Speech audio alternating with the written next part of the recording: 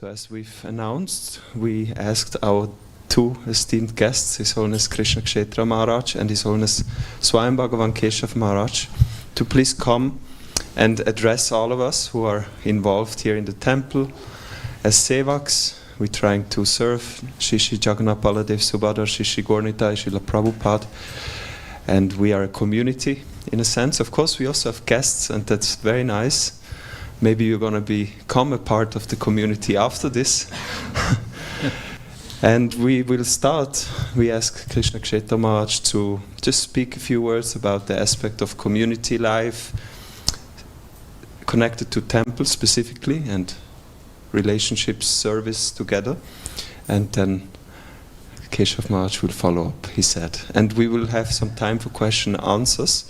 And I know some of you already sent me something.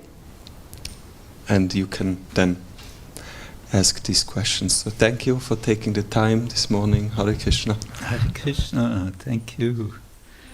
Thank you all for coming.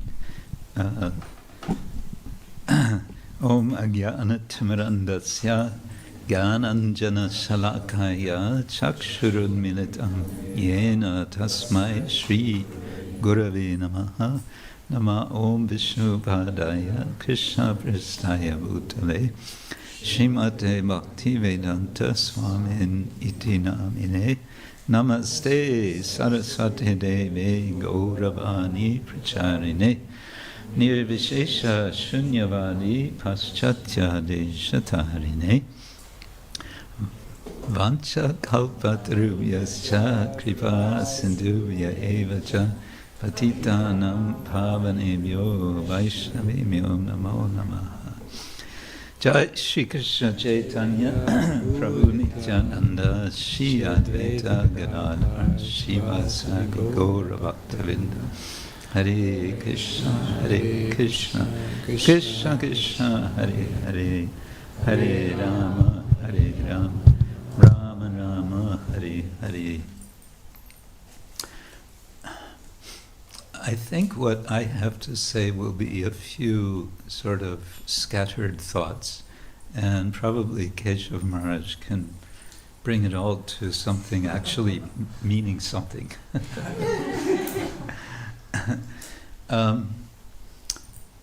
There's a painting of Krishna having lunch with his friends in the forest.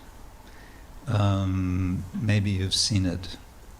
It's a very sweet painting. It's Krishna and it's all his friends are around sitting and they're all facing Krishna. And one really gets a sense of community. This is sort of the, we could say, primordial community. It's the original community of Krishna and his devotees together. And what are they doing? They're having a good time. They're actually, when you read the description, they're laughing, they're joking, they're stealing each other's food, and they're tasting each other's food and talking about what they're eating and just having a great time. In fact, they're having such a great time that for a short time they forget the cows or the calves, and then they go, uh-oh. And then Krishna goes after the calves, and then something else happens, and that's another story. But I think it's nice to start with this model, so to say, of community. The word community, you may have noticed, has within it the word unity.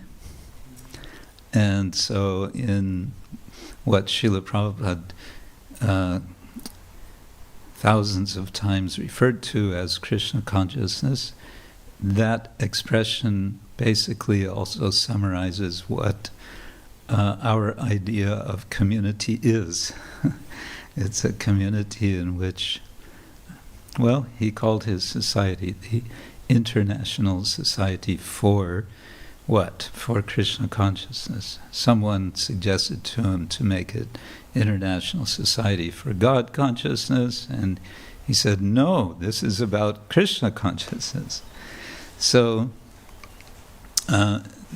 within the title of the institution is a clear message of what is its purpose and also what constitutes community. And community means interaction, and it means action for a purpose, and the action that we referred to we like to call seva. Seva is a Sanskrit word which we usually translate as service.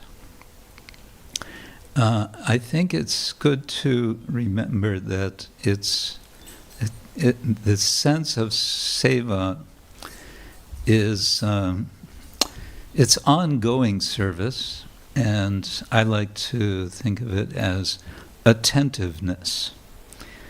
The example in the material world, which we don't see very much of, except perhaps in very wealthy families, is the butler. You know what a butler is? He always, the image of the butler is he's all dressed and he has a towel over his arm like this, right?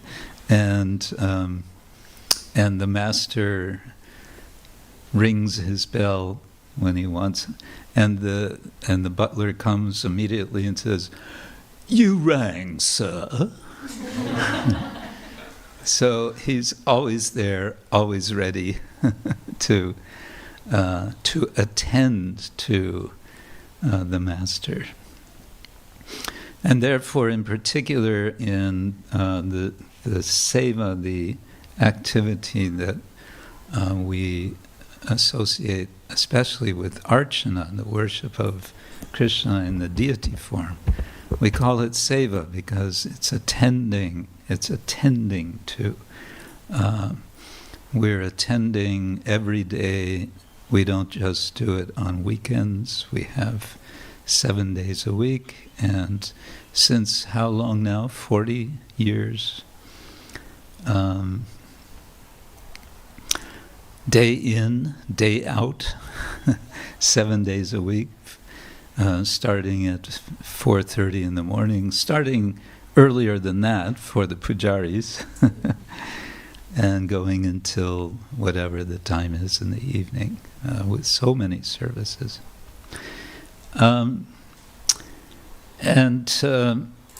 So I think this is significant for us to reflect on what is seva.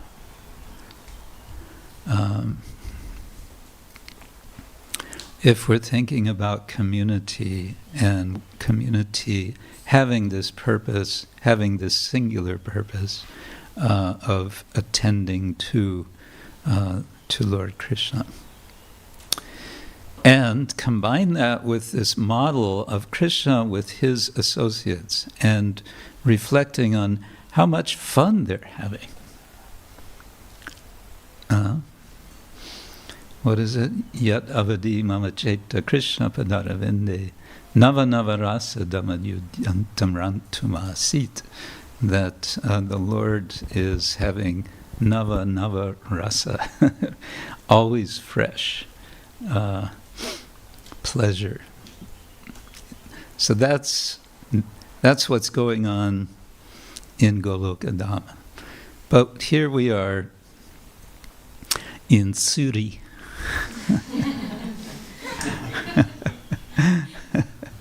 And we may think, well, there's a big gap between Golokadam and Zurich in the Schweiz. And we want to close that gap. And to close that gap, we understand we can't do it alone. Nor do we want to do it alone. That would be, well, that wouldn't be bhakti. yoga. That would be some other kind of yoga. Although Shastra does speak of vivikta desha sevitva, acting aloof from the world. But our aloofness is together. It's a together aloofness from the world. The word community has this word unity in it, but unity itself is, it's not the whole story. It's community. It's Latin, and com, I believe, means together. So it's like Sanskrit sam. We have sam kirtana, which is our main central, our core service. So if it would be only the unity, that would also not be interesting. It's community we're interested in. I spoke a couple of days ago about cows and earth, cow care, earth care. And I mentioned very briefly this idea of communitarianism. Srila Prabhupada would generally condemn all sorts of isms. But there is this concept in sociology, political philosophy of communitarianism, where the basic idea is that community is first and individuals are second. And then the counterpart, the opposite, you could say, of communitarianism is individualism. Individuals are first, and community is second. Or individuals are first and no community. Anarchy. But community, as I understand it from what I've reflected on and written a little about, is Dharma-based communitarianism. And by qualifying communitarianism with Dharma-based, what is Dharma?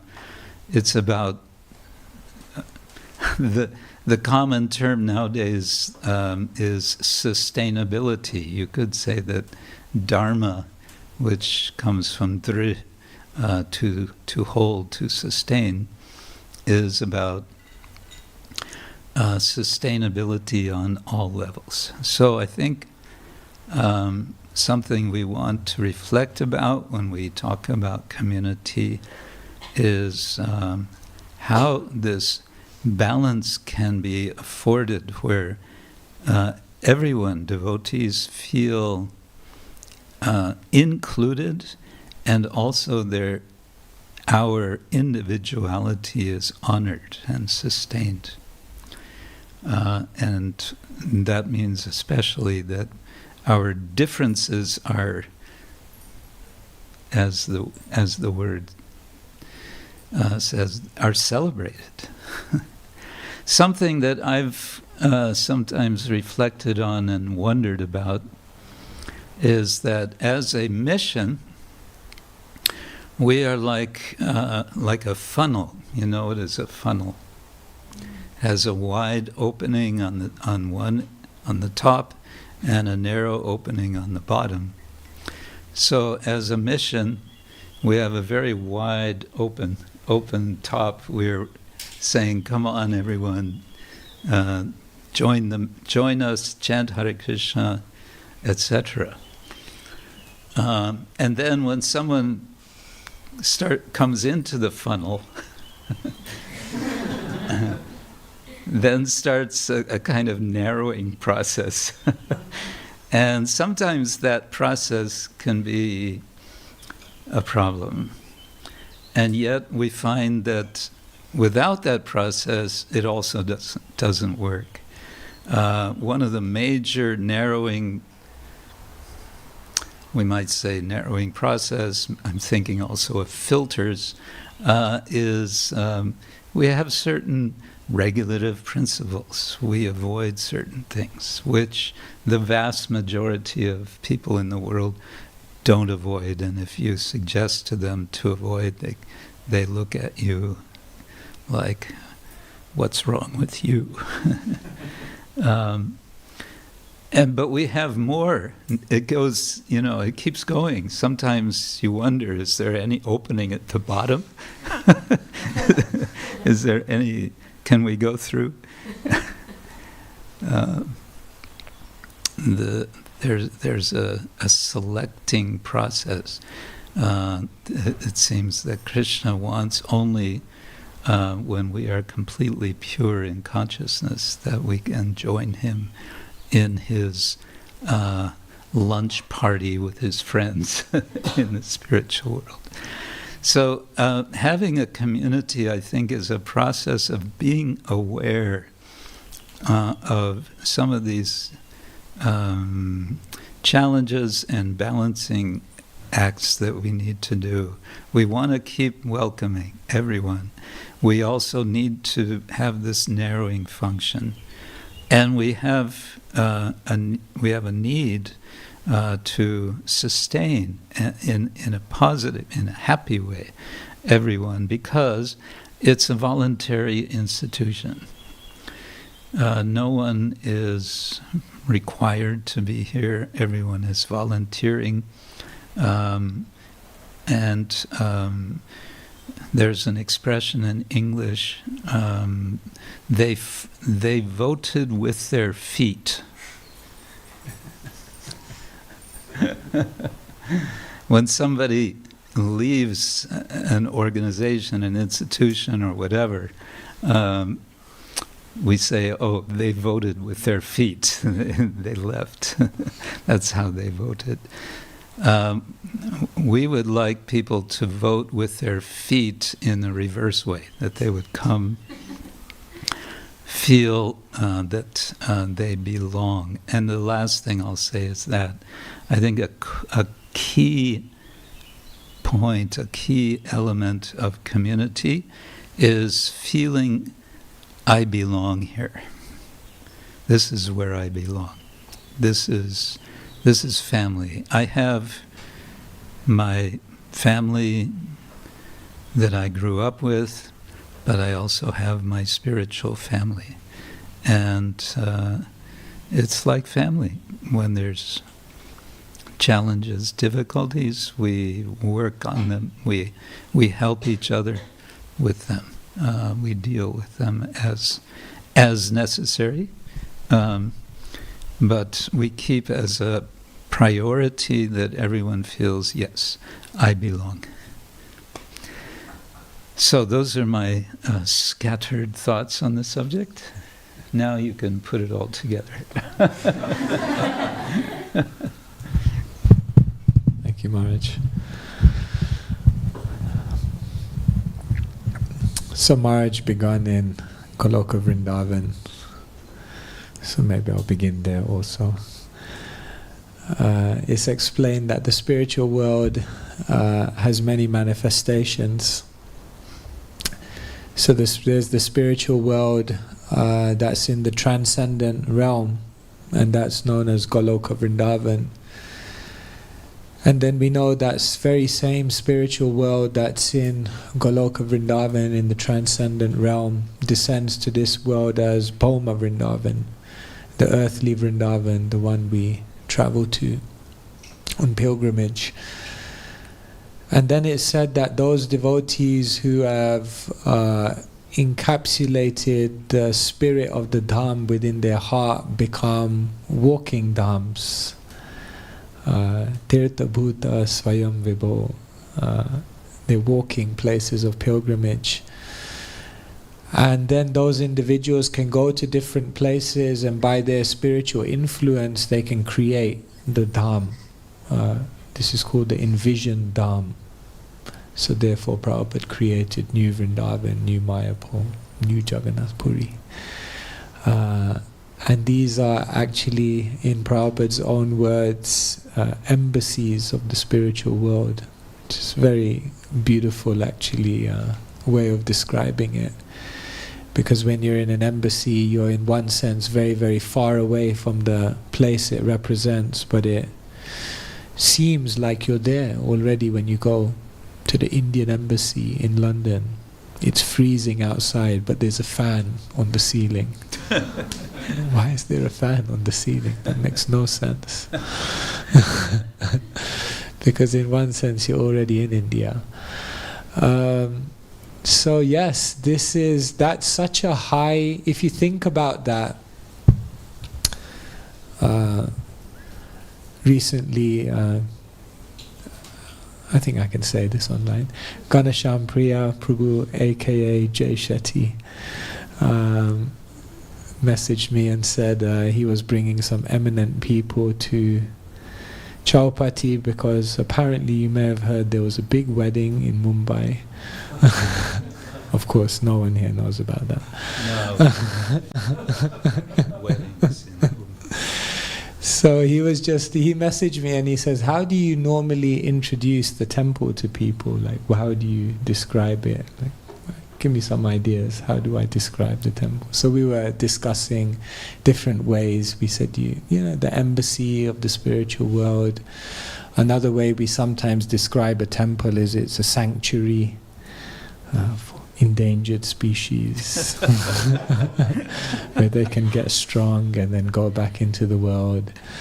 So we were talking about different ways, but we really liked that one about the temple being an embassy of a transcendent realm. And if you think about that, that's such a high aspiration, that's such a high thing to create. We're actually trying to create the spiritual world here.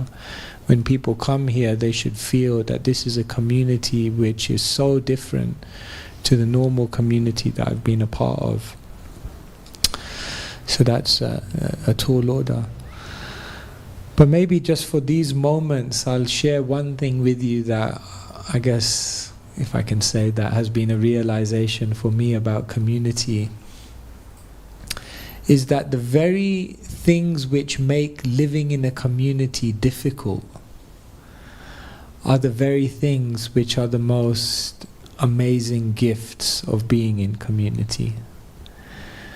So let me give you some examples and then let's see whether amongst us we can also come up with more examples. One thing that makes it really hard to live in community for some people is that you don't get personal space. Especially when there are 50 individuals on a bus tour and all of us who come here. So you kind of think, I need a bit of space here, like in a community, especially in the West. In India, like not having your personal space is just like life, you know. You just live with, you know, when I first lived in, the first ashram I lived in was an ashram in India. And you know, you'd just be in a room and in the middle of the night someone would just come in and turn the light on and just do things, and you'd be like, come on, like what's going on here? Like, but there it's just like, it's okay, people just live together and personal space is not a big thing. But in the West, personal space is such a big thing. Yes, you can spread out and have your personal space also. Like in the West, if someone comes onto a train and it's empty and there's like one person on the train, they'll go to like the other side of the train just to have personal space. It's like, and in India, if there's 5 people on a 2-people seat, then they think there's room for another 3. You know, it's just like, why not? So sometimes community becomes difficult because of personal space. But actually, this is the very beauty of community. That you're always surrounded by someone. You can't escape the devotees. There's always not having your private space. Of course, sometimes we do need some private space, disconnection time. But it's actually very, very beautiful to be constantly surrounded by devotees, to constantly have that energy around you,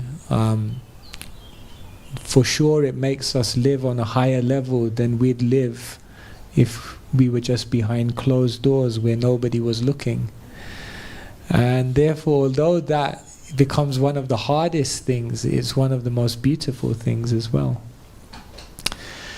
In a community, one of the hardest things is that there's just so many different types of individuals. I mean, I think, apart from the airport, I can't think of another place where you'd have such a variety of individuals in one place as a Hare Krishna temple. One time we had a brahmachari class, and the speaker, he said, look around, look at everyone around you. Would you be friends with any of these people if it wasn't for Krishna consciousness? And we looked around and we were like, probably not. Like, we're so different. It's amazing. Different nationalities, different economic backgrounds, different habits. And that variety is so difficult to deal with because culturally we clash. English humor is very different to, I don't know, French humor or whatever. We're so different culturally, and that's difficult. But that very same thing is the beauty of community. That diversity of just being able to learn from so many different people who practice spirituality in so many different ways, who have so many different approaches, and that variety is what really brings so much richness to our life. Like now, obviously, we travel so much, and just seeing so many different cultures is fascinating. Sometimes I just sit at airports and I just see all these different cultures doing things in different ways. It's so fascinating, so edifying. So that very same thing, which is very, very difficult, becomes actually very, very beautiful. In community, sometimes one of the most difficult things is competition, comparison. That, we're living with each other, and there's this constant energy of competing, maybe comparing with others, and that becomes very, very difficult sometimes. But that same thing, if you look at it in a different way, is very, very beautiful, because we can all encourage each other. Prabhupada would call it transcendental competition, whereby we use that very same thing in a way that's very, very positive. So I'm sharing this with you because every time you come across one of the obstacles of living in this community, or any community, that very same thing, if you look at it in a different way, is the very beauty of living in this kind of setup. Can you think of anything else that's difficult about living in a community? Yes. To cooperate. Yeah, different opinions of how to do something. Different opinions, and sometimes it's just you think, if it was just me and everyone listened to me.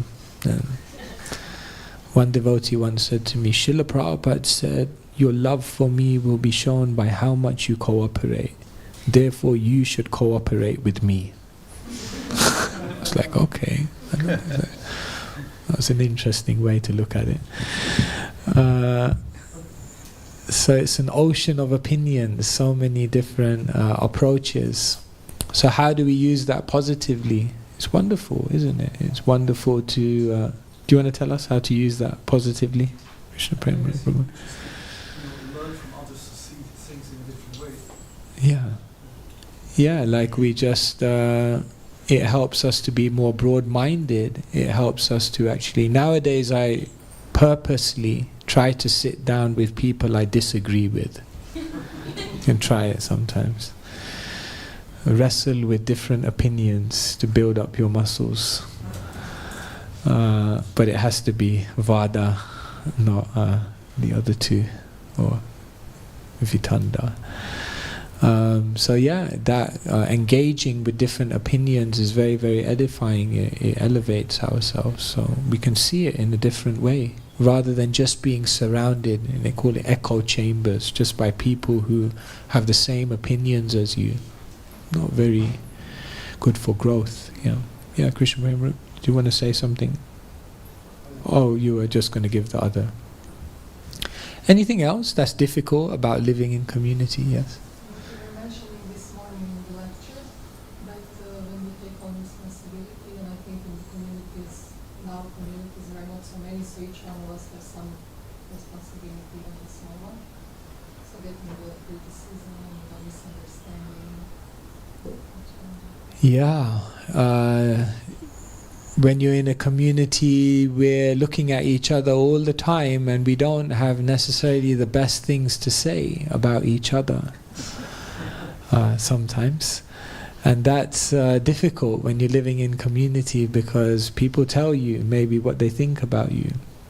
But the other thing is, they say feedback is the breakfast of champions. And one exercise we used to do in the Brahmacharya ashram, and we used to do it like periodically, is we'd all sit in a circle, 20 of us, and then everyone would get a piece of paper, and what you would basically do is you'd write the name of the person to your left, so like Krishna-ksetra Swami. And then we draw 4 boxes, and we do a SWOT analysis of each other, strengths, weaknesses, great opportunities in your life, things you should watch out for, threats. And then everyone would get 1 minute to write about the person on their left. Okay, everyone switch, boom, and then it goes to the next person. And half an hour later, you have a sheet in front of you with a very honest SWOT analysis. And from 19 other individuals who are living with you, observing you, who know the inside story from morning to evening of who you are. And it was quite powerful, actually. It was very powerful, because you'd begin to really see yourself in a different way. So that feedback is actually incredibly... The people living with you actually hold the secrets to what could catapult you forward in your spiritual life. And as long as we might make ourselves available for that, through trust and friendship, it becomes so empowering. So yes, it can be very powerful as well. Yes? Old minds and new minds. Old minds and new minds? What do you mean by that? So older generation and the newer generation coming together. Oh, yeah. So like the strictness and discipline from the old generation to the new modern minds. Yeah, it's such a different approach, different generations. What are we in now? Generation Z, is it? I'm the one before the millennials. Which one was that? I can't remember anything. Yeah, different generations, different approaches, and something to learn from every generation, right? That's how there's something to be said about the commitment of, perhaps I can say, the generation above me. Once my dad, he came to my brother and he said, the difference between my generation and your generation is that we had one job in 30 years. You guys have 30 jobs in 1 year. Because I can't keep up with you. You keep changing your job. Why don't you stay in one place and just do it? That generation had such a commitment. Like I know devotees at the manor who just stayed there for like 40 years and just did the same service for 40 years. That's amazing. So it's such a commitment. And in this generation, maybe that commitment is not there. We tend to jump a lot and move from place to place, do different things. But maybe we bring an innovation, maybe we bring a creativity, maybe we bring a willingness to move with the times, or that is also very, very beautiful. So, creativity with consistency. That's one of my mantras in life. That some people are very creative, but they don't have the consistency to make it amount to much. And some people are very consistent, but they don't explore what may be beyond that, and therefore also they don't. So we can learn different things. Although sometimes we feel that generation's holding me back. That older generation, they should. Succession planning. Maybe it's time. And we feel it's holding us back. And then the older generation may feel the younger generation are not. They're too restless. They keep changing everything. Why can't they just... And it can end up a conflict. Whereas if we try to learn and appreciate some ingredient from both, that's very powerful. Yeah, Lokapamni. Definition of what is community can be also different according to the cultures. And why I say this, because sometimes for me in Switzerland it's difficult, because in Croatia people are more like hanging out outside of the temple, and are more connected like on personal level, like they call each other and do stuff together, and somehow I don't find it here, and that's the thing that that's why, for example, that's actually something that I wanted to, like, maybe it's a problem in me, but I sometimes feel like what you said, that we should feel like we belong. But sometimes because of that I don't feel like I belong, because I feel like everything is centered around the temple and what we do at the temple, and that's fine. I love my service in the temple, and I love devotees in the temple and so on. But maybe because we are foreigners, like in this another country, so maybe I feel like that also. But that's why this sense Like a social network around, like more of a sense of... And even though I understand like that spiritual life is also like this communal in aspects of activities that we do, but we also should like develop some friendships and so on. And I do have friendships, but sometimes I feel like there's something that I'm always lacking, and that is that like when I was in India, for me it was like, wow. Because these people, they share everything, they're so open, and there's this warmness and so on. So that's why I feel sometimes that this community aspect can be like different from country to country, and also it's part of our conditioning, and that's why we sometimes suffer. But I don't know if it's because of my conditioning that I suffer, because I'm searching for these things, or I don't know, I have to change some things, or my view. So Yeah. No, thank you. Thank you for sharing that, yeah. Once I distributed a first canto of the Bhagavatam to a lady from Zimbabwe. She was a Christian. Jai Shri Jagannath Baladev Subhadra Maharani ki jai. So she was very sincere, very real searcher, but a deeply devoted Christian, very active in her community. So she took the Bhagavatam. Anyway, she read it in like 1 week. She emailed me back. She said, can I have the next volume? So I sent the next volume to her. I sent the next 2. So she completed the first canto. It took her another few weeks to complete the first canto. And like that, I would send her 1 canto of the Bhagavatam at a time. And she made it all the way to the 9th canto. And But then, yeah, it's coming now, just before the 10th canto. And then one day she emailed me. I still have that email actually.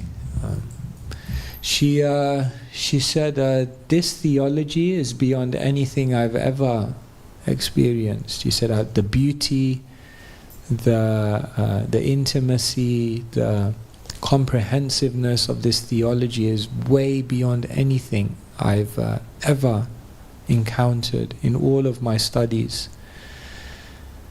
And then she dropped. But I have to stop. I have to just stop this. And then she explained why. She said, because this is just shaking my world. And if I pursue this path, it means I have to leave my Christian community. It means I have to leave my Christian friends. It means I have to leave my whole social network. And although this makes complete sense to me, my whole life is based around this society, this network. And so I just can't do it anymore. It's because this is my life.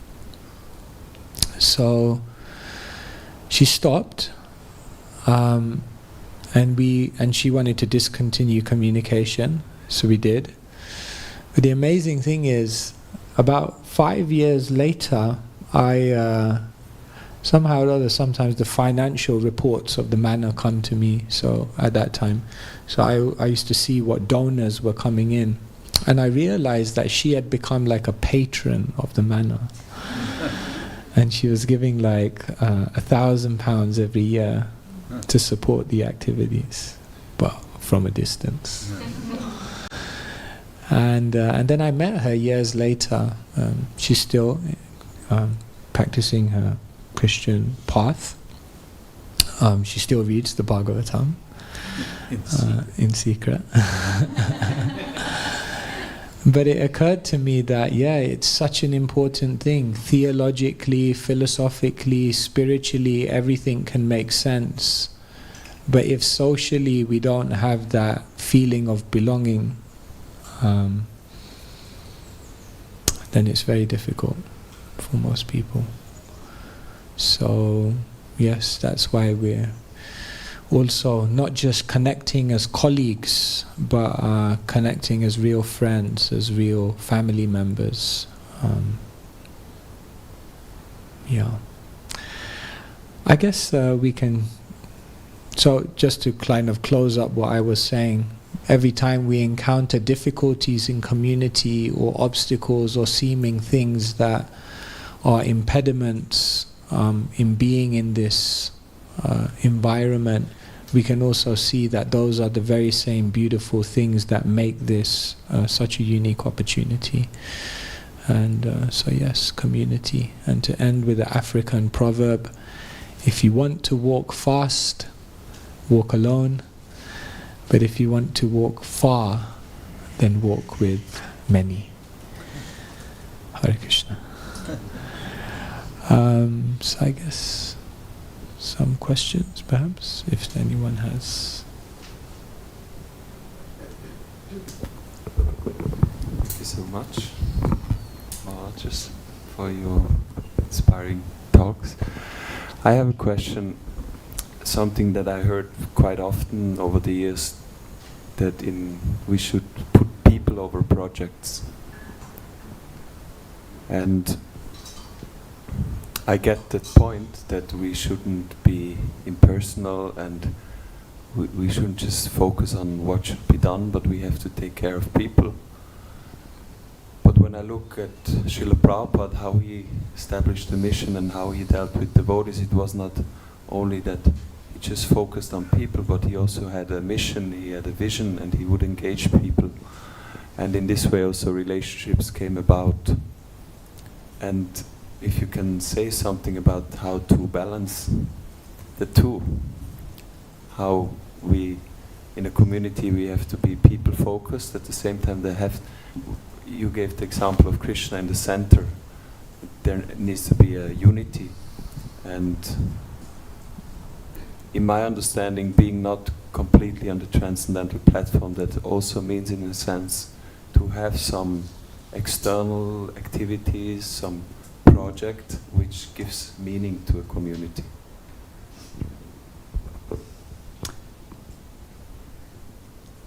When we say people first and projects second, it's not that it's people first and no project. It's not a dichotomy. It's it's an expression, let's get the balance back. And as you say, there needs to be a purpose. And the purpose can be short-term, longer-term, and you can say ultimate purposes. I think I'd like to share something I've experienced in one ISKCON temple, which for me was very instructive as a very practical thing. I think I may have told you about this, but it's the Hong Kong temple. Have you visited there? It's one place you haven't been.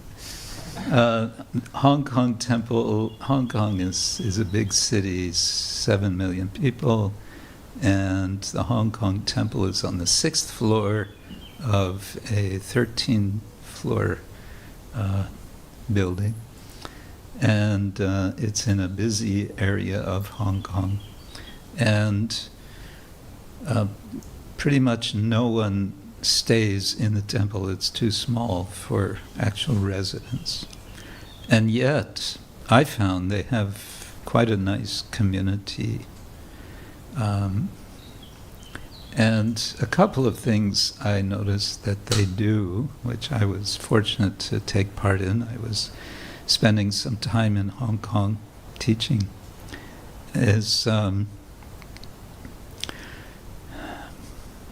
because when we are thinking, when we are engaged in service, we start to see everyone sort of boxed into their particular services. We start to see, oh, here's the temple president, here's the temple commander, here's the temple this and the temple that. And we see ourselves as the temple whatever. And then that can sort of reduce our sense of, well, yes, and we're also persons. So one thing they do is occasionally they go out on a picnic. They just go out the door. Actually, Hong Kong, it's quite convenient. They have excellent public transportation. You can get to a place for walking in the country quite easily, or going to the beach. So they'll go out and have a picnic and a kirtan and some discussion, but some talk. But the idea is, okay, let's in the Gita it says, yukta haraviharasya, yukta cheshtasya karmasu, yukta swapnavabodhasya yogo bhavati dukkha. Dukkha, suffering, ha, is removed when there is yukta, appropriate engagement in matters of eating, sleeping, work, and recreation, vihara. So they've included vihara, recreation, in their program. Prabhupada said, kirtan is our recreation.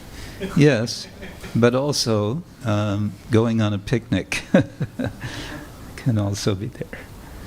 Another thing that they do, it's a little different from the SWAT exercise. That sounds pretty serious. I don't know if I could survive that. Once a year, they have a gathering of whoever wants to come in the community, and they'll do this not in the temple. They'll do it at someone's home.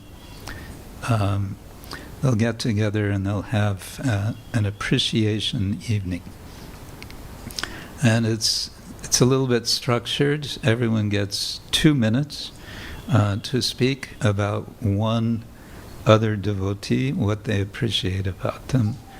If one devotee has been appreciated, then no one else is allowed to appreciate that same devotee.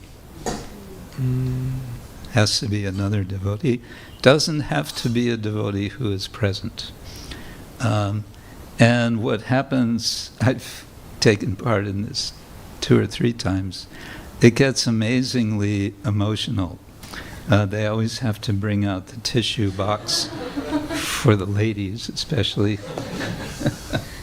But there's a lot of, genuine feeling that comes out, all positive.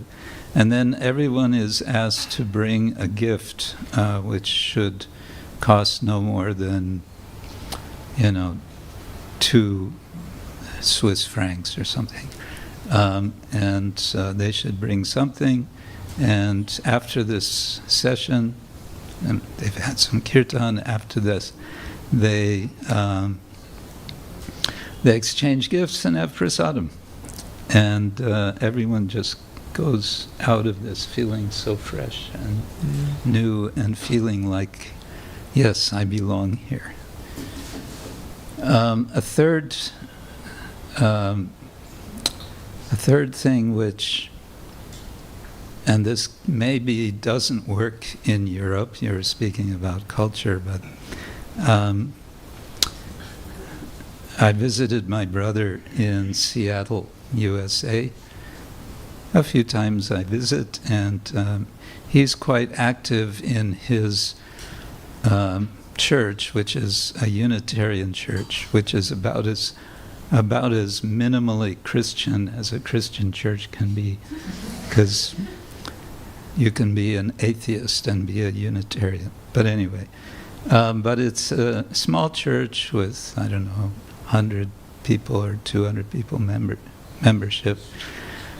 One thing they do, which I was really struck by, is as soon as everyone comes in the door of the church, they go to a place on one wall where they have name tags. All the members have a name tag, and they all put the name tag on, and any new people get a temporary name tag. So there's also a person at the door welcoming everyone and asking them if, are you here the first time? Please, here, take a name tag.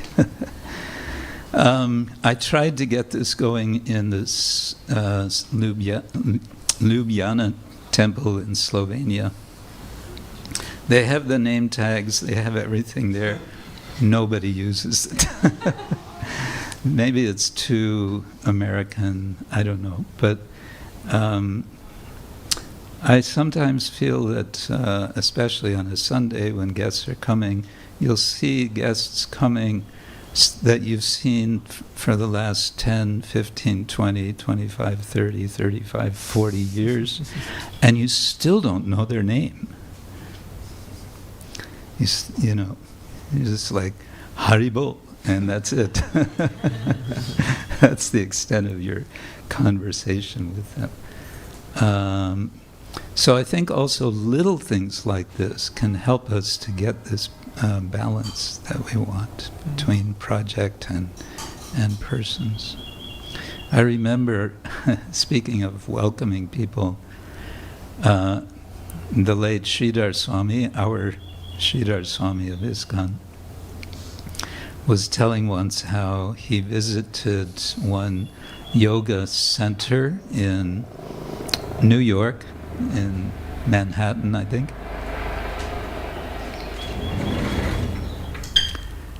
And he said, these people are, officially they're impersonalists. They're completely Mayavadi. But he said, I was blown away by how personal they were. They were so welcoming and so much caring and just everything. He felt embarrassed. He said, our center, we're supposed to be the personalists. And yet, what are we doing? So I think little things like this can make a big difference. So, I don't know, picnics in Zurich, going up the creek to the top, I don't know what you can do. But the idea there is start relating with each other outside of your, positions or your services. If we don't do that, then we don't know so much about each other, and then it becomes difficult to sustain our spirit of belonging and friendship.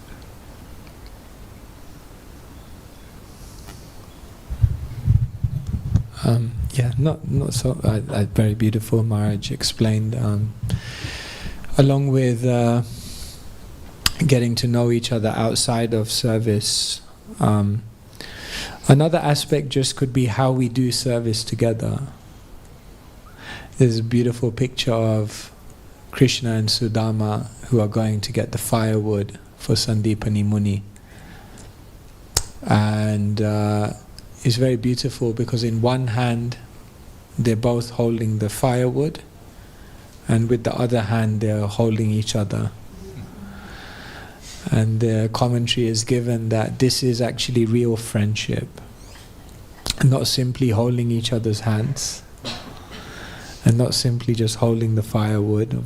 The firewood could represent the mission of the Guru, and the holding each other's hands could refer to the emotional connection between us. So it's not one or the other, but it's together, and it's doing them together when we're doing the mission. A lot of the problem is not the project, it's just how we do the project. Sometimes the project is so done in such a kind of a way which is, it's interesting because Srila Prabhupada used this kind of military terminology, that the temple is an army base, the books are bombs, it's wartime, and there are soldiers on the front line, and we have this military terminology, but it's also a family. So one time someone told me ISKCON can be likened to different things, like a military base, a hospital, a school, but you don't really live in a military base.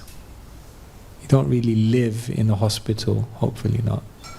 You don't really live in a school. So while those metaphors are good for a certain purpose, you don't really live in those places. Where do you live? In a home. So ultimately it has to feel like a home. So just the small thing I'd add to what Maharaj beautifully said is perhaps it's not so much about people before projects, but it's people while you're doing projects. Don't lose sight of that, how you do it.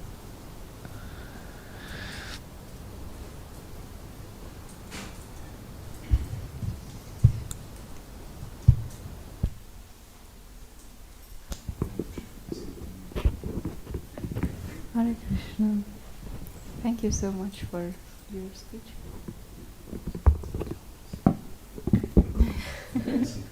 Okay. So I have several smaller questions, and the first is, so before I was consciously trying to become personal, I wasn't doing it, and then I realized I'm scared of becoming personal actually. And why is it that we are scared of becoming personal?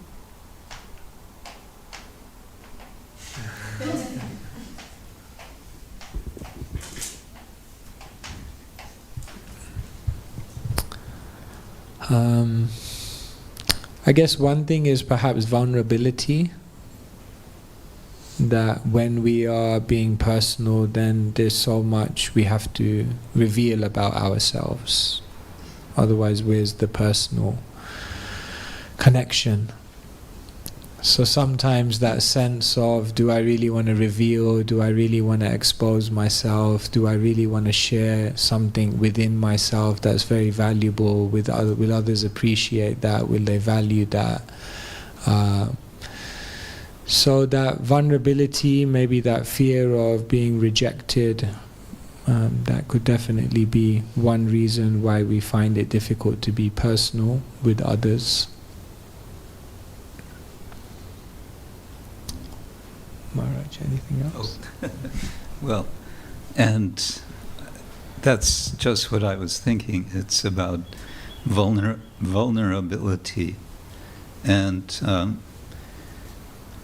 what that means in practice is also a need for confidentiality and trust that confidentiality can be kept. Rupa Goswami says, Dadati pratigrinati guhyam akyati prichati bhungte bojayate chaiva shat vidha priti lakshana. So the guhyam akyati, guhya means confidential, can mean secret. But he's saying there's these 6 sorts of exchanges, loving exchanges amongst devotees.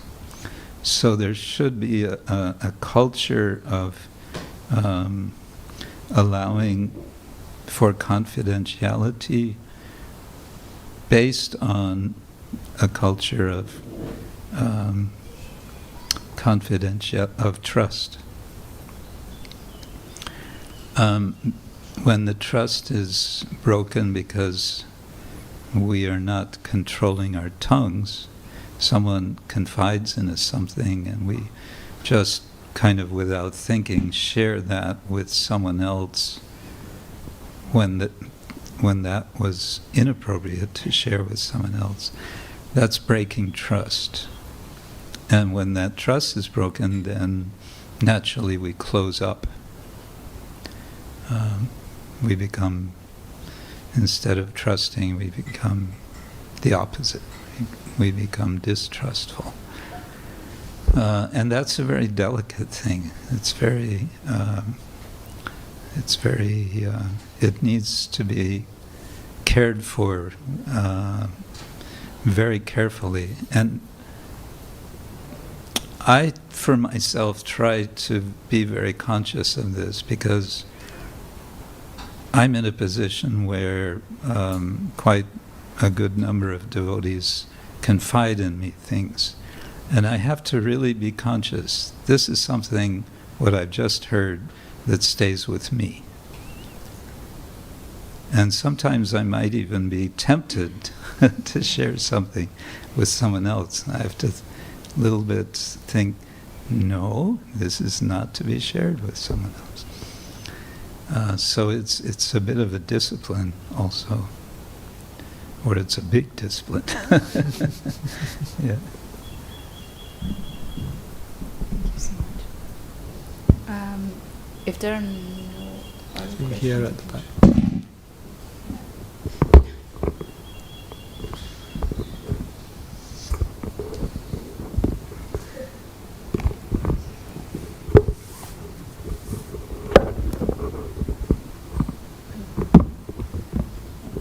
Hare Krishna Maharaj.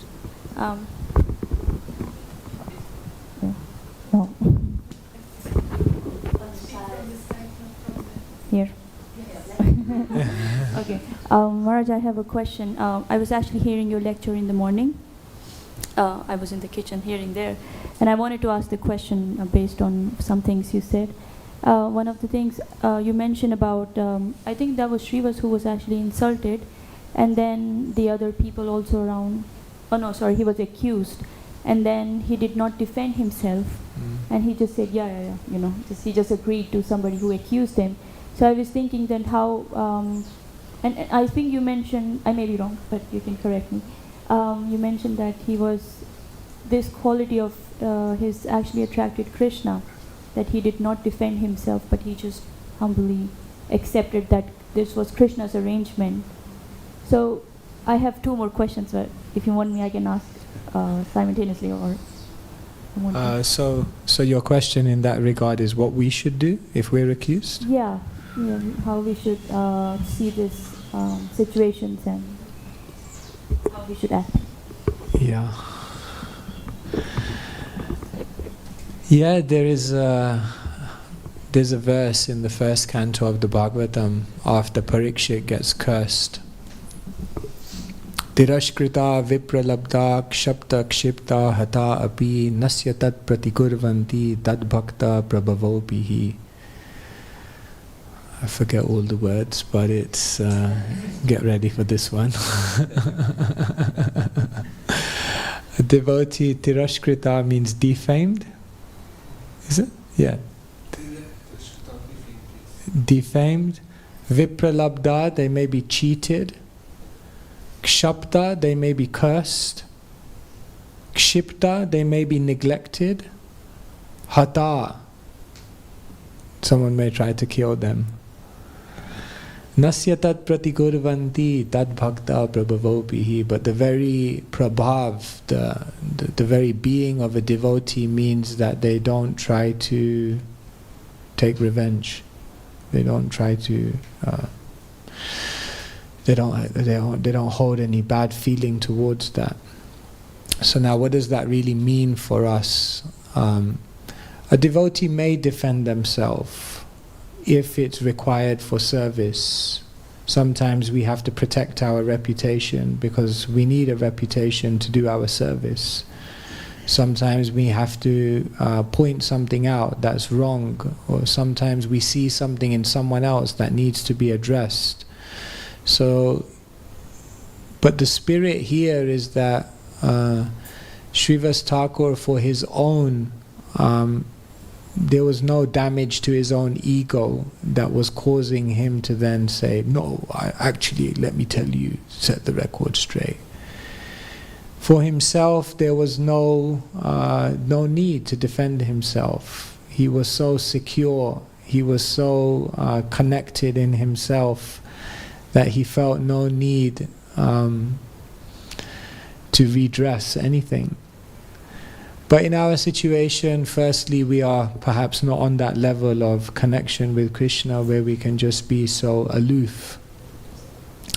But the idea is that eventually we're trying to get to that point where even if we do get accused of something and we do need to address it for whatever reason it may be, it's not really anything to do with our own need to protect our own self-esteem or confidence or sense. There's no ego there. Does that kind of make sense? So that's the kind of lesson that we take from it, that we have to get to that point where, we don't feel a need to defend ourselves to feel more worthy. I don't know, Maharaj, if you want to. What we take from that. I'll just add a footnote to what you said. I always remember Brajabihari Prabhu, who is a professional mediator for the American government, and he's also conducted many mediations in ISKCON. And one point I remember he made in a seminar on the subject, which has always stuck with me, is that when there is some conflict, you can ask yourself, who is the owner of the problem? Who is the owner of the problem? Very often, although the owner of the problem is someone else, we get confused and think it's somehow our problem. But if we can be clear that actually this is not my problem, it's this other person's problem or this group or whatever, that can serve a huge amount to clarify for yourself what to do or what not to do. So if it's a matter of being accused of something, that might be a helpful question when you are confronted with that. Yeah, thank you so much. One more question I have. So I was thinking that in regards to being accused or something like this, when you speak to your seniors or something, and then the first answer you get is, "Oh, this is your karma," and deep inside, and deep inside your heart, you know this is your karma, yeah. And then it can be a little bit of battle with your false ego. But then I was also thinking that there is a verse in Bhagavatam, this Tatyanukampam Susamikshmana, this one, that even if the devotee is in such difficult situation, if he still goes on with his Krishna consciousness, he still pays obeisances to the Lord, it becomes his right to return back to the Godhead. Yeah. So I was thinking that even if you are in such difficult situation and you know that the other person may be the via media of your karma, so how do you still see the other person? And because this, and also that this is arranged by Lord Krishna, it's not just happening by chance. Yeah. So how do you see the other person as, you still want to have some respect because they are also devotees, so you may not associate with them so intimately, but at the same time you want to have that respect, at least in the mind, but not have those bad feelings or grudges against them. So how do you see that, navigate through that? How do you see the messengers of your karma?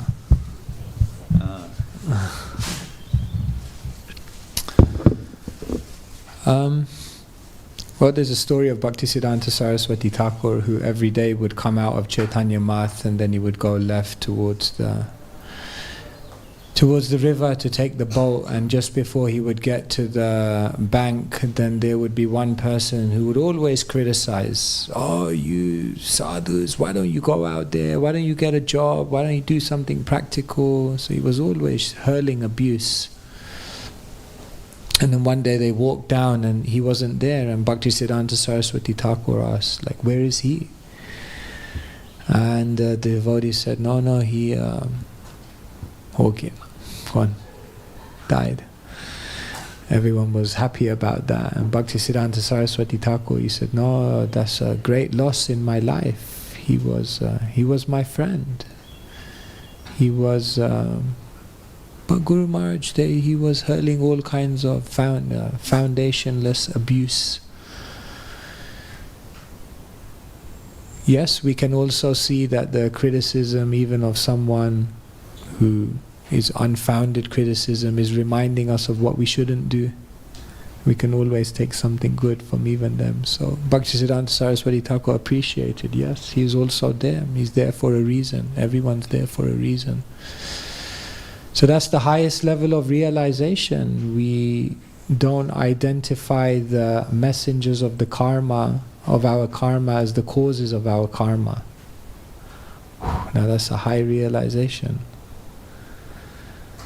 If I'm not mistaken, in the first canto of the Bhagavatam it says, if you identify the messenger of your karma as the cause of your karma, you get a reaction just like them. So it's a very high level of realization to see that someone who is causing us pain, so we may not be there. So then the first thing we do is we may have to create a healthy distance. We need to protect ourselves. We need to take practical action. And then, yes, then our philosophical side. You see, sometimes what happens in any given situation is your philosophical and reflective side cannot immediately kick in. What you immediately kicks in is your defensive side. So when your defensive side kicks in first, then what you need to do is create a distance to create some peace of mind. And then when you create a distance and a peace of mind, then it allows your reflective and philosophical side to awaken. So generally for most of us, that's how we would have to deal with these kind of situations. To deal with the immediate problem, to find some peace of mind, to bring down our emotions, and then later on to reflect back and say, this was something for some reason that I had to go through.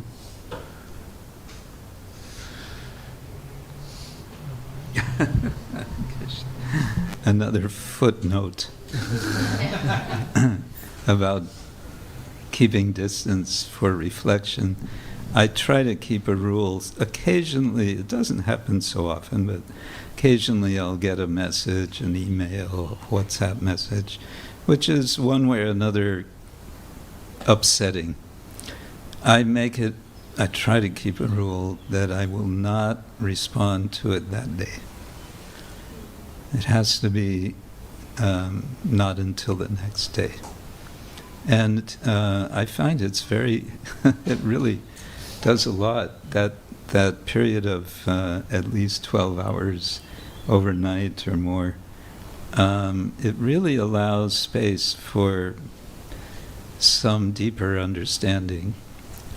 Paramatma kind of, you can better tune in, I guess, to the wisdom of Paramatma, and then understand how best to respond in a way which is spiritual, which is beneficial to everyone. Yeah. The tendency, of course, when there's, as you said, what kicks in first is defensiveness. And the nature of defensiveness is you want to do it immediately.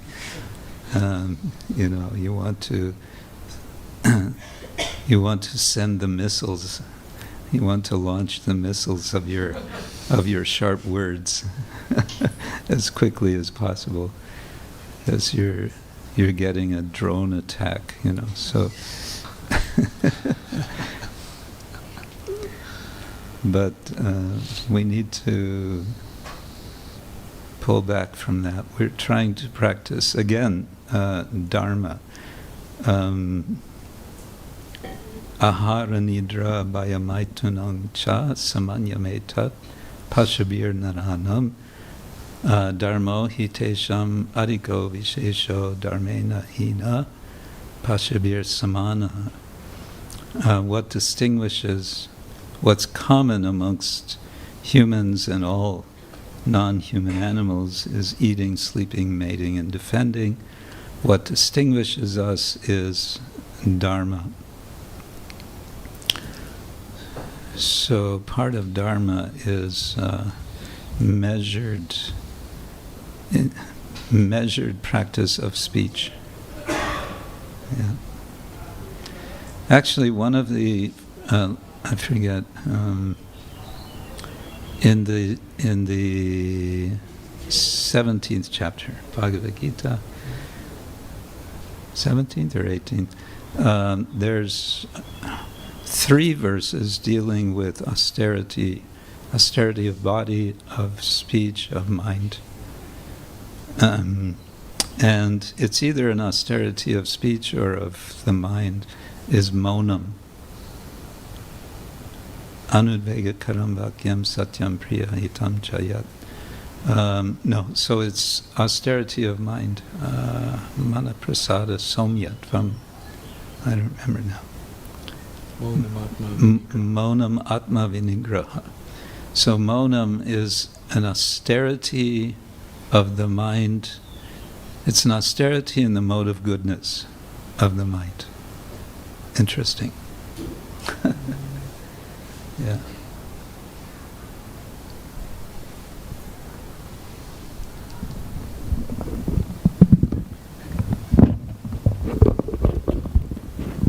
Krishna Maharaj, thank you for the lecture. I have a question related to the sustainability of the temple community, but not only sustainable but long-term sustainability.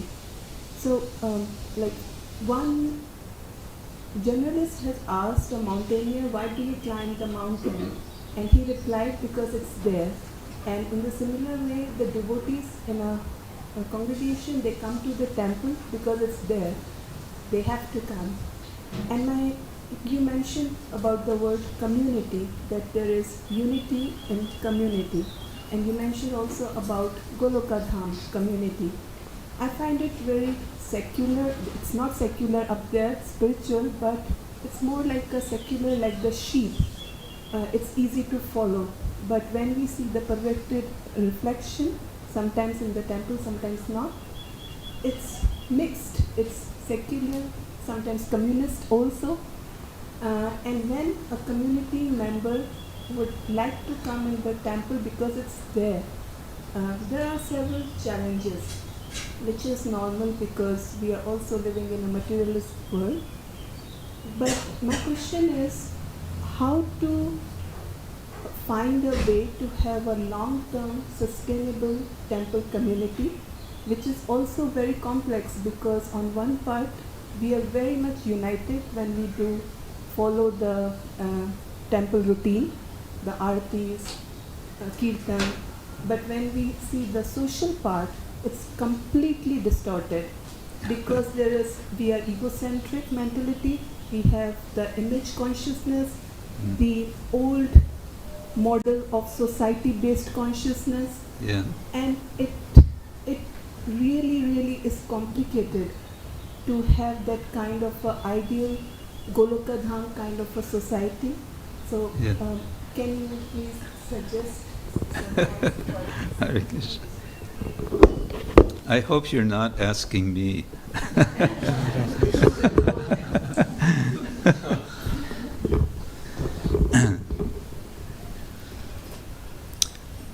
My answer is to agree with you. It's complicated. It's complicated because, and you've suggested this, we're all bringing our baggage with us, our social, cultural, upbringing baggage, expectations, and so many things. Why come to the temple? Because it's there. Well, Srila Prabhupada, from very early on, even before he came to America, was expressing his vision of what is a temple. And that is, it's a place of education. I've done a short presentation some years ago, education, not indoctrination. Don't get me started. But I would like to kind of keep that in our minds, that if we can direct our attention more and more to think of temples as places of education, then we can have an influence as a temple community on everyone who comes, where there will be a shift in their expectations in such a way that the long-term sustainability can actually happen because everyone is coming onto the same page, spiritually, socially, in all respects. So I appreciate your question. Ask what about long-term sustainability? Because when I spent time, usually my visits to Vrindavan are quite short, unfortunately, but some years back I spent some months in Vrindavan, living just very close to the Radharaman temple, because I was researching how they run. And it just struck me, they have a temple that's now, it must be 460 years. And of course there are temples in India that are much older than that, and they're still going. That's a kind of model for us. Yeah, that's all I'll say, I think. Now you can make the... no that footnotes. Was the footnotes. No footnotes. That was the footnotes. Now you can... Did that make sense? I think there's also a need for the temple to encourage the congregation to open up about their needs and expectations, to see is there something that needs to be clarified in that respect. There should be, maybe there is here, a sense of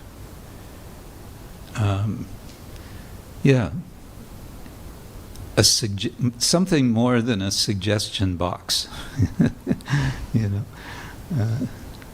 Suggestion boxes in different offices. This is a very British thing. They'll put a suggestion box next to the office, and nobody puts anything in there except maybe chewed bubble gum. And even if someone would put suggestion, no one will ever open it. And even if they open it, they're not going to actually read. And even if they actually read, they're just going to throw it away.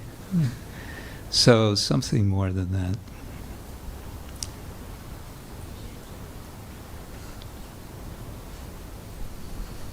Devish?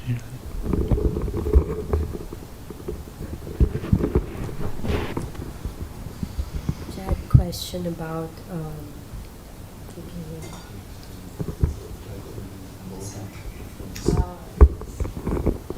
now maybe you can hear me. I had a question about community life, but just I wanted to share something relating to not just the previous question about being defensive.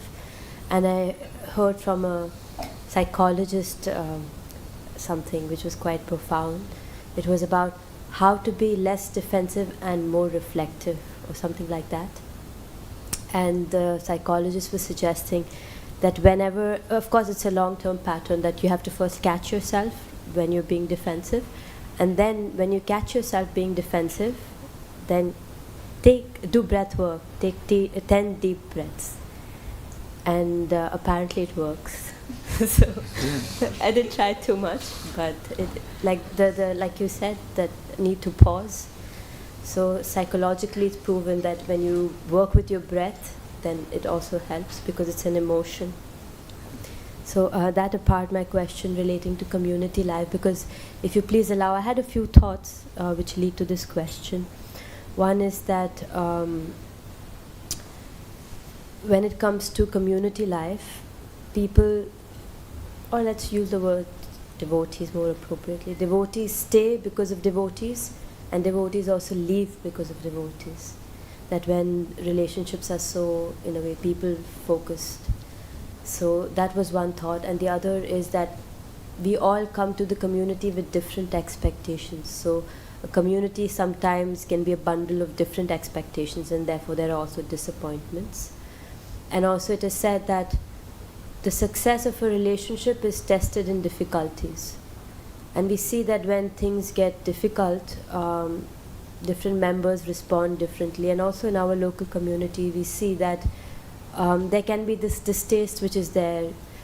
But I was thinking, what really inspires us to give to the community? Of course, there is the Krishna conscious aspect, that when you develop that love for the deities and when you dedicate yourself to Srila Prabhupada's movement, you also naturally feel that you want to be part of the community.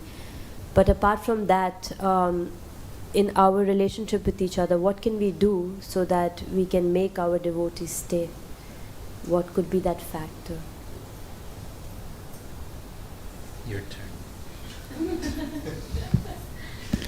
So in essence, what can we do to inspire devotees to remain? Yeah, despite the fact, that there are difficulties and their expectations are not met, because we have this tendency for perfection, which we also reflect on our community, but we are not going to be perfect as a community. So how to be okay with that? And personally, on a personal level, how should I be okay with the fact that the community will not be my perfect? And at the same time, if we are facilitating a community, what should we do to inspire devotees to stay despite difficulties? I think the first thing that comes to my mind, which I can say for myself, really stands true, is that even though there are so many struggles or so many sometimes disappointments or unmet expectations of a community, I think if you feel like you're growing in your spiritual life, you're growing in your service, you're growing in your offering to Srila Prabhupada, as long as everyone is growing, then there will inevitably be difficulties, but one looks at themselves and realizes, yeah, the field may not be perfect, there may be, different challenges within it, but by being planted in this field, at least I'm growing. So in my life, I think that really helped me, that, I found myself in situations which were never, I don't think a week went by where I was, not like, I think I need to go somewhere else. I think it's time to go to Vrindavan. There's not a week goes by like that where some thought like that doesn't come. But you realize I'm growing, I'm developing, I'm increasing, I'm evolving, and I think in that, and that's why leaders of a community, that should be their main consideration, or one of the main considerations. That how is everyone growing?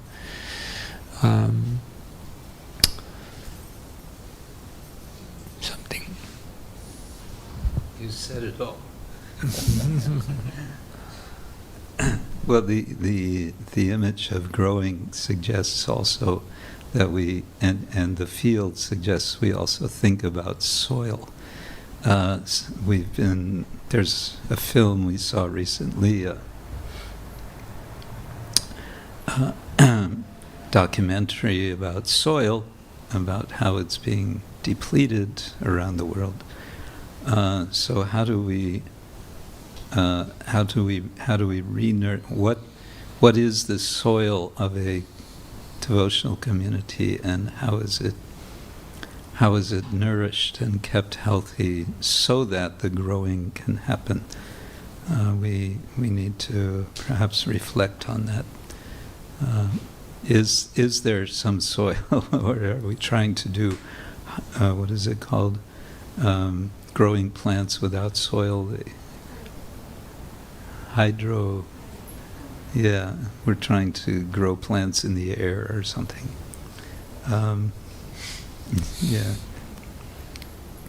One thing that I think it's good to recognize and just acknowledge is that we're not in a vacuum. There is a culture around us. And as you were saying, this generation, you'll have maybe 30 different jobs in 1 year instead of one job in 30 years. That culture is on the move.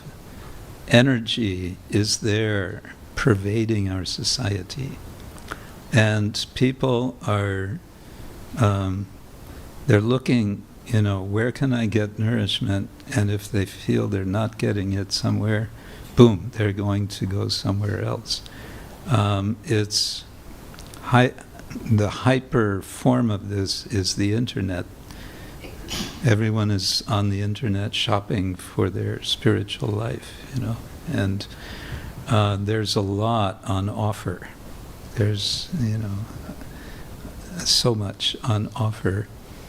And just to be aware that that's the case, I think can help us to think more deeply, okay, so what is it that we have to offer? What is it that Krishna consciousness has to offer in the marketplace of spirituality?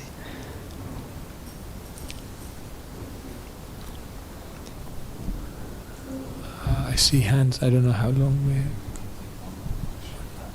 Okay, maybe he has not asked, so...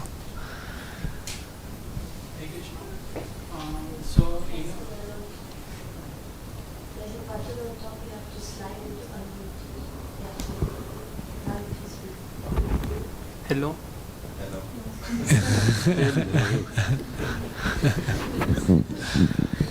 Hello. Is it working? Yeah. Yeah, thanks a lot. Yeah. So my question is, in a community, how we can ensure that all the members' expectations are met, or ensure that they are growing. So I'm not talking about the life in ISKCON. My question is in a corporate world. So as a person, when you're leading a team, and in the world of where you are rightly said, in a year, you are changing the company 30 times. So how to ensure that we have more retention, and so how to ensure in a corporate world that your team members' expectations are met and they are growing, so that we can make that. I've never had a proper job in my life, so I'm probably the least qualified person. Your qualification is you managed to avoid corporate life.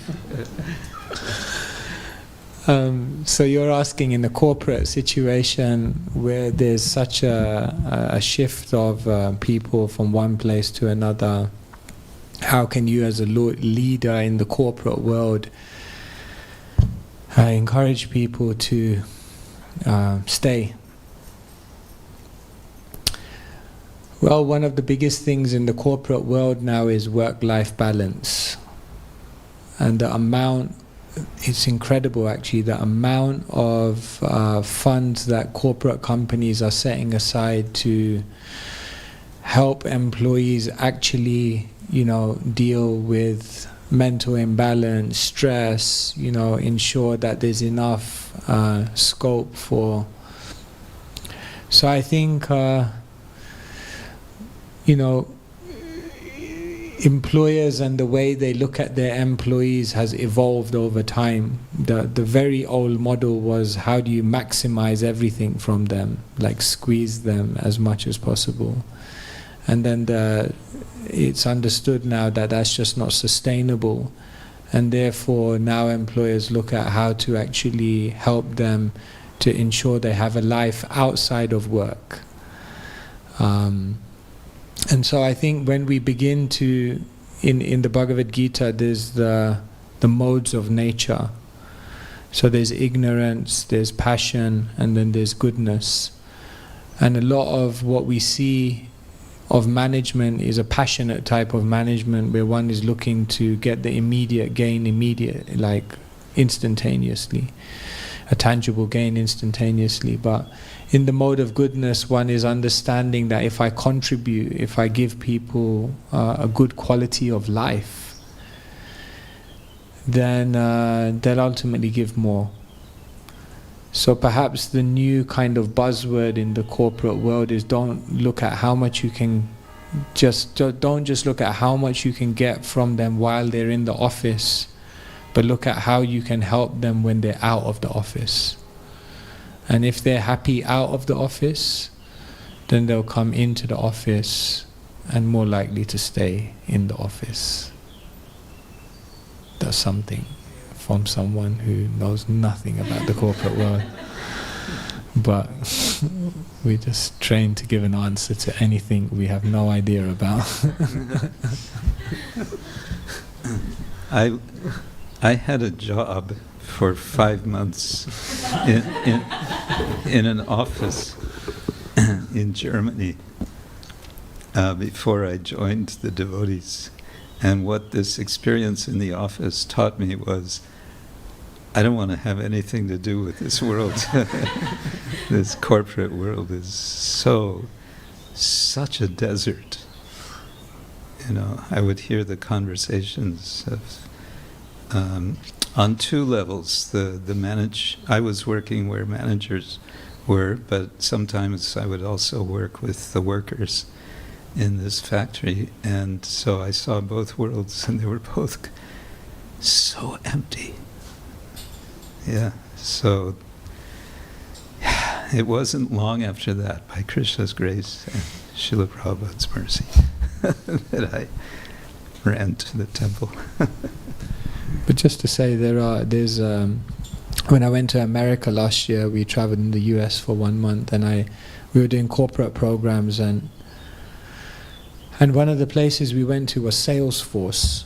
So I don't know if you know much about Salesforce, but it's interesting because I think the owner he's a very devout Christian. I think he donates a certain percentage to a spiritual cause. But the interesting thing about the Salesforce offices is that every floor has a mindfulness room where an employee can go at any time to just kind of disconnect. And the other interesting thing about the Salesforce is they have like a Salesforce tower. And what usually happens in corporate companies is that the CEOs who are the highest ranking get the floors on the top office, get the offices on the top floor, because they have the best view of the city, like New York or San Francisco. So what they've done on the top floor of all the Salesforce towers is that's actually for the employees. So they've created like a meditation space as the top floor on every Salesforce tower. And it's actually really nice. It's just a nice place to be. And everywhere you go, it doesn't really, they've tried to actually not make it feel like an office. It just feels like a really nice space. So anyway, if you need a transfer to one of those other 30 jobs that you're looking for, try Salesforce.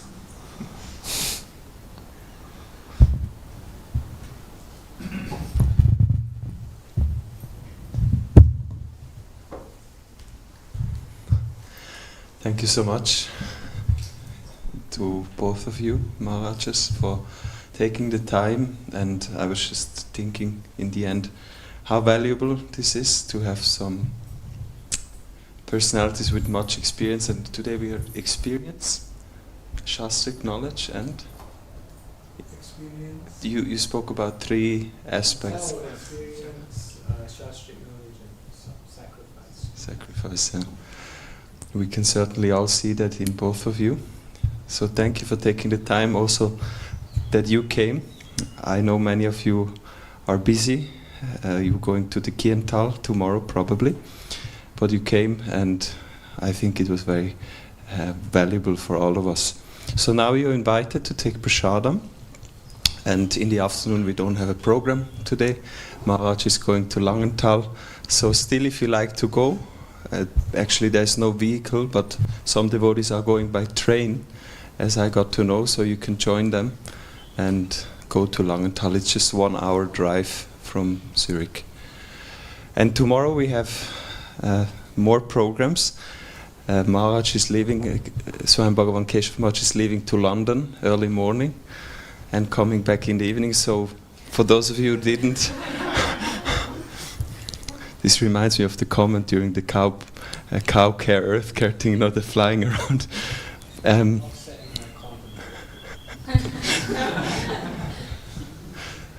So for those of you who didn't hear it yet, Maharaj will not be giving the Sunday feast class tomorrow, but Krishna-ksetra Maharaj will be giving the class for the Tamil feast. Lecture, of course, not in Tamil. I think you cannot speak Tamil yet. So everybody is also welcome to come. It will be in English. And in the morning we have a Chaitanya Charitamrita class by Krishna Prema Rupa Prabhu. Haribol. And the Sunday program class will be given by Radhika Mataji, the wife of Madhava Prabhu. You might know her. They're also in the country at the moment, and she very, she jumped in. So she's a little afraid after first having Keshav Maharaj announced and then Badahari Prabhu that everybody will be disappointed. But please come before you go to the retreat. And then there will also be Kirtan with Madhava Prabhu at 8 o'clock in the evening. Hare Krishna. Srila Prabhupada ki jai. His Holiness Krishna-ksetra Maharaj ki jai. His Holiness Svayam Bhagavan Keshava Maharaj ki jai. Ananta Koti Vaishnava Vrinda ki jai. Vancha Kalpa